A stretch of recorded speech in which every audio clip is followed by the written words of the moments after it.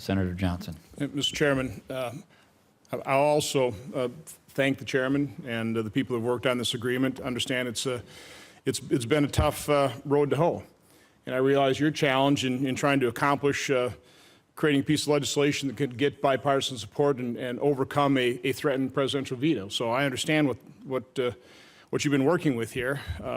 Understand the challenge, but I did offer a number of amendments to provide clarity. Now, if we've reached agreement and we can take this to the floor of the Senate, I will withhold offering those amendments during this markup. But I do want to talk about what this piece of legislation is and what it is not, provide that type of clarity. You said it creates a rightful role of Congress. Well, it creates a role, no doubt about that. And right now we have no role. So I would rather have a role than no role whatsoever, because this administration has pretty well bypassed Congress from the standpoint of negotiating this agreement. I realize it's the executive, the commander-in-chief, that has to negotiate this. But this is a role. It's congressional review, potentially congressional oversight, but it is not advice and consent. It is a long way from advice and consent. From my standpoint, I think this agreement that President Obama is negotiating certainly rises to the level of a treaty. And there's no set criteria for what a treaty is. There are considerations, and in the U.S. State Department's own Foreign Affairs Manual, it lists those considerations. One of them is the extent to which the agreement involves commitments or risks affecting the nation as a whole. I think this agreement affects and involves the commitments or risks affecting this nation. The third consideration, whether the agreement can be given effect without the enactment of subsequent legislation by the Congress. I think that applies. So from my standpoint, what President Obama is doing on the behalf of America is a treaty. And according to the Constitution, treaties should be subjected to the advice and consent of the Senate. Now, what that would mean, if we were really doing and engaged in our role of advice and consent, that would require 67 senators to affirmatively approve of this deal. That is not what is going to happen here. We will not have 67 senators approving of this deal. That's not what this bill is going to do. Now, there are basically three types of international agreements. There's a treaty that requires the advice and consent. There's also congressional executive agreements.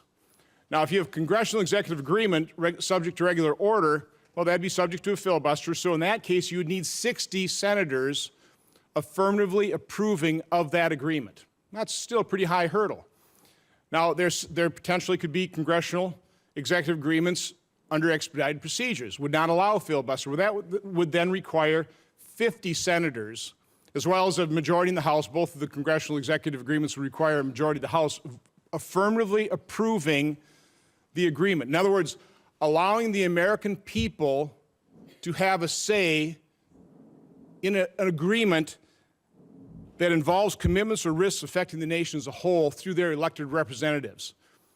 Now, what this bill does, it kind of turns the advice and consent on its head, because it basically allows for a vote of disapproval.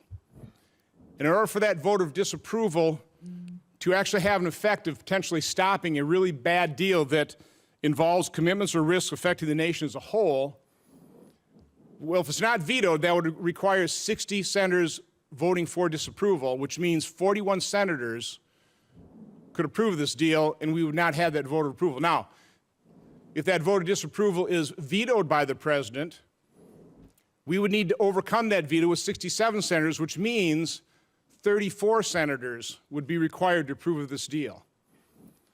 So again, this piece of legislation, which again, I appreciate the fact that at least this gives us a role. It is an incredibly limited role. It is a role with very little teeth. It is a far cry from advice and consent of 67 senators voting in the affirmative that this is a good deal for America. I still, it is beyond me why Democrats simply won't agree the fact that more than one person should actually be able to evaluate whether this is a good deal or not. Right now, the way it is there's one person, the President of the United States. President Obama is going to decide for America that this is a good deal or a bad deal. I believe the American people should be involved in that decision through their elected representatives. I believe this agreement that President Obama's negotiation rises to the level of a treaty. I believe we should be providing that advice and consent. I believe we should be affirmatively approving this thing with 67 votes. But in fact, it's going to be this piece of legislation. So again, I've made my point. I think I've provided clarity, and I will support this as long as basically the deal that has been struck is approved here. Thank you. I appreciate the comment.